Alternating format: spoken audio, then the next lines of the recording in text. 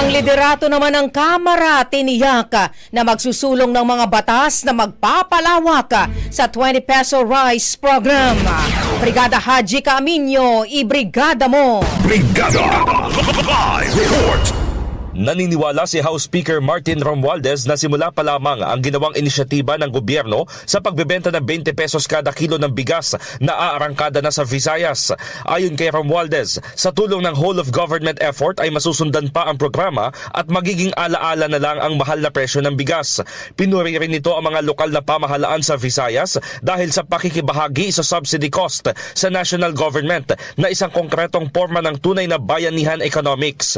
Ang paglulunsad ng 20 peso rice program sa Visayas na itinakda sa 10 kilo kada linggo para sa bawat pamilya ay magsisilbian niyang pagkakataon para sa Department of Agriculture na i-assess ang warehousing capacity, inter-island shipping routes at kadiwa retail points upang tugunan ang mga issue bago ang mas malawak na rollout.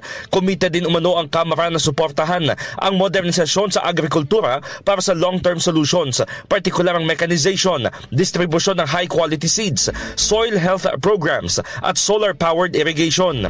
Dagdag pa ng Speaker, marami pang batas na dapat ipasa ang Kongreso upang maipagpatuloy at mapalawig ang 20 peso rice program.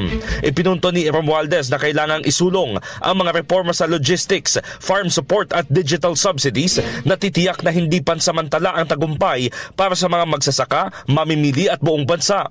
Bukod dito, pinag-aaralan ng Kamara ang paglikha ng financing mechanisms kaugnay sa savings mula sa taripa at public-private resources na magagamit tungo sa modernisasyon ng post-harvest infrastructure.